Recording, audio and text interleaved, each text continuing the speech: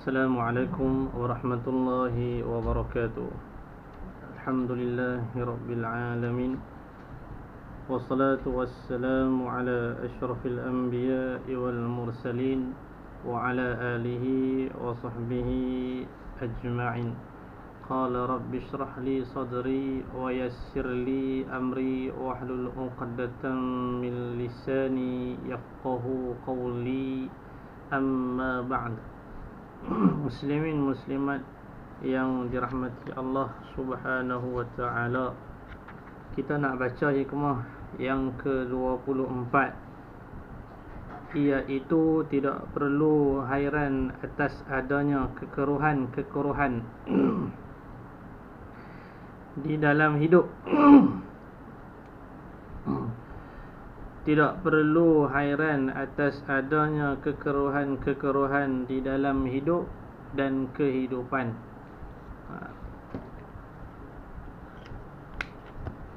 Tak usah duk pelik lah, tak usah duk heran lah.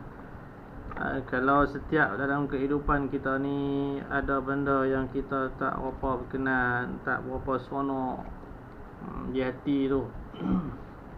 Sebab apa? Saya kita baca.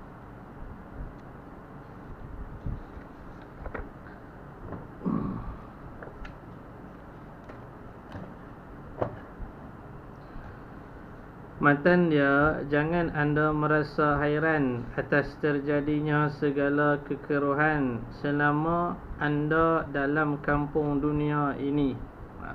Selagi kita ada dalam dunia, hidup atas muka bumi ni, hang tak usah duk ada rasa pelik, tak usah duk ada rasa heran. Selama mana terjadinya kekeruhan, benda yang kita tak suka, kita tak seronok tu, dia duk mai selalu. Itu biasa sebab kita ada dalam dunia. Kerana bahawasanya segala kekeruhan itu tidaklah muncul selain kekeruhan yang patut pada mensifatkannya, dan wajiblah sifat-sifat itu. Sebab dunia sifat dia keruh. Dunia sifat dia keruh. Selagi hang hidup dalam dia, selagi itulah hang akan kena, hang akan lalu. Yang pertama, poin dia, Allah menjadikan dunia ini sebagai tempat percubaan dalam segala hal. Ujian kita masing-masing ni tak sama, berbeza. Apakah setiap hambanya mengamalkan perintah dan anjurannya atau tidak? Tuhan nak tengok kita ni ikut ataupun tidak perintah dia. Apa yang dia larang tu kita jauh ataupun tidak. Apabila hambanya telah mengamalkan semuanya itu dengan baik, kalau kita buat dengan baik, kita ikut apa yang Allah suruh, maka Allah akan memberikan balasan pahala di akhirat yang kekal baqar. Allah akan beri balasan dia. Faman ya'mal mithqala dzarratin khairan yarah. Siapa yang buat amal kebaikan sebesar zarah, dia akan lihat balasan dia. Kita dah sebut dulu dalam hikmah ke berapa. Faman ya'mal mithqala dzarratin syarran yarah. Siapa yang buat kejahatan sebesar zarah, dia akan menerima, dia akan melihatnya di hari kiamat nanti.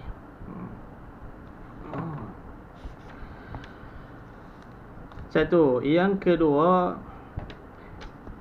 sifat dunia harus begitu. Dan memang banyak segala sesuatu yang tidak disenangi terjadi dalam dunia ni. Banyaklah benda yang kita tak suka dia jadi dalam hidup kita ni, dalam dunia ni. Kadang-kadang kita tak mau, bila di hati perasaan tu tak seronok lah. Macam mana benda ni boleh main kat aku? Ingat, itu sifat dunia. Dia keruh.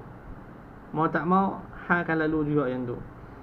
Walaupun cita-cita kita sampai pada sesuatu yang kita tuju di dunia ini, seperti kekayaan, kemewahan, kedudukan dan lain-lain.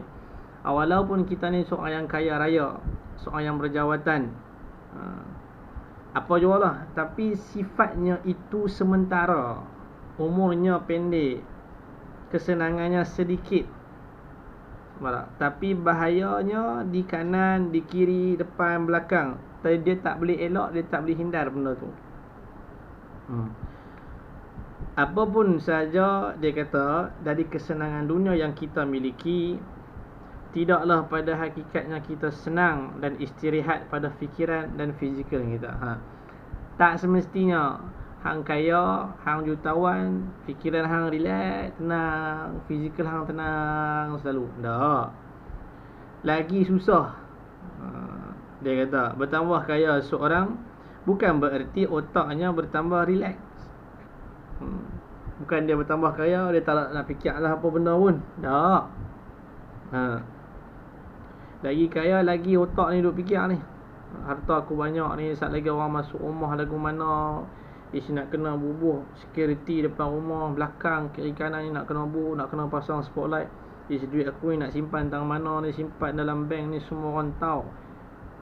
Kalau duit aku banyak dah tentu semua orang tahu lah siapa dia pemilik ni. Kan? Lagu mana nak buat ni. Dia fikir banyak. Bukan duit banyak, lagi dia tak nak fikir apa, salah. Lagi dia duit banyak, lagi dia kaya, lagi dia fikir macam-macam benda.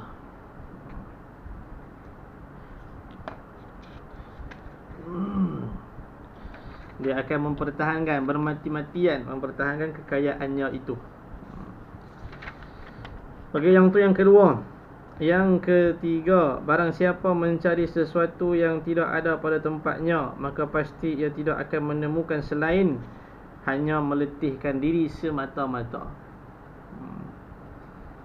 Berkata sebagaimana syair Ja'far As-Sadiq, barang siapa yang mencari sesuatu yang tidak dijadikan oleh Allah, niscaya ia meletihkan dirinya dan tidak ada rezeki baginya.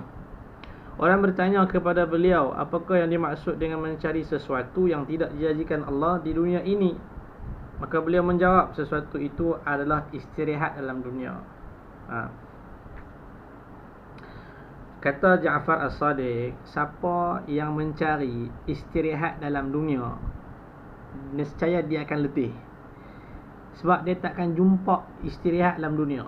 Benda tu hang carilah, satu dunia memang tak akan jumpa. Sebab sifat dunia itu keruh, sibuk.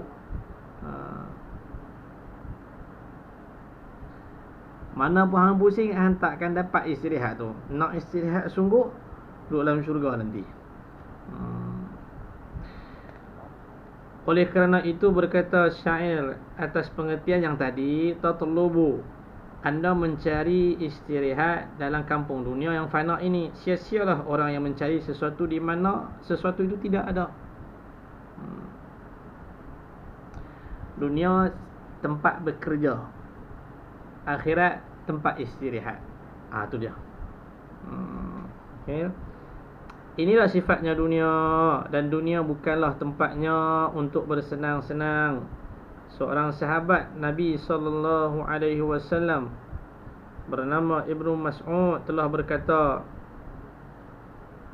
dunia adalah kampung susah dan gundah, hammin wa ghammin. Maka andainya jika terdapat kesukaan di dunia, anggaplah itu satu keuntungan. Dunia ni memang tempat gelisah, tempat gundah, tempat serabut, macam-macam.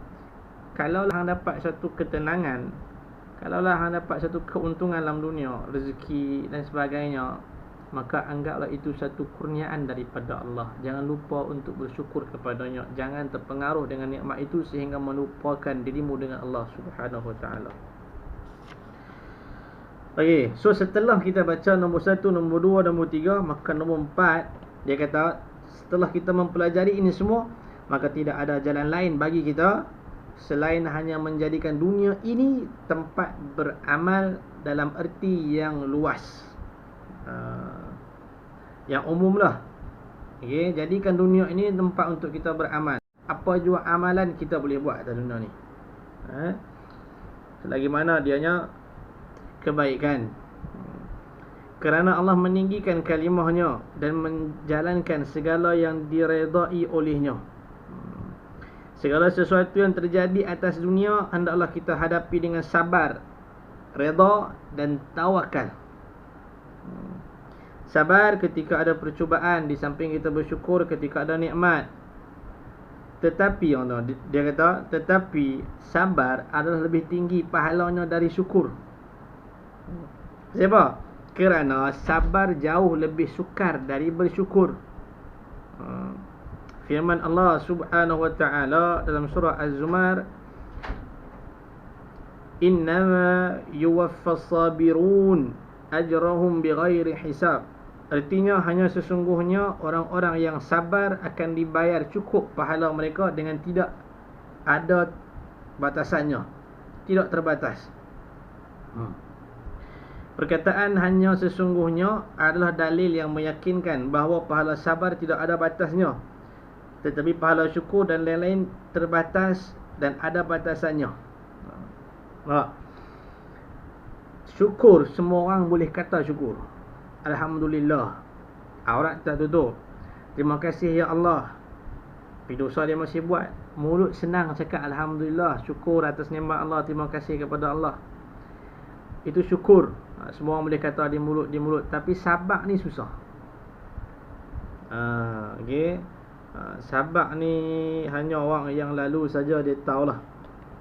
Orang yang lalu saja, ujian yang Allah berikan kepada dia tu, dia mengetahui. Sabar melihat pada iman adalah laksana status kepala melihat pada tubuh. Kepala melihat pada tubuh. Tidak ada artinya tubuh bagi orang yang tidak ada kepala, dan tidak ada artinya iman bagi orang yang tidak ada sabar baginya. Oleh kerana itu wajib kita sabar dalam menghadapi segala sesuatu. Habis. Tu.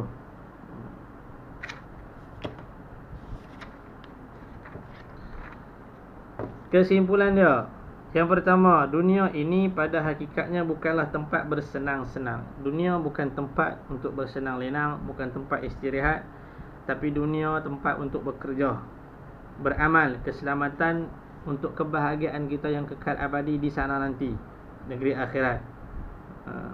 Dua, kewajipan kita ialah menghadapi semuanya itu. Kita dah sebutkan dunia sifat dia keruh, so dia akan mai pada benda yang kita tak suka pun dia akan mai. So kewajipan kita waktu tu menghadapinya dengan sabar. Di samping kita tidak lupa untuk memohon kepada Allah Subhanahu wa ta'ala dengan mengerjakan segala perintah dia, menjauhi apa yang dia larang.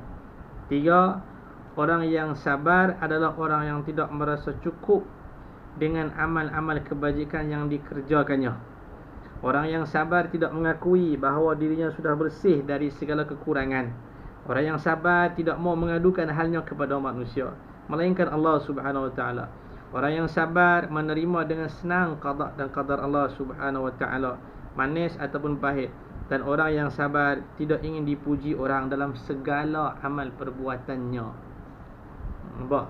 Itu kata besar pahala orang sabar.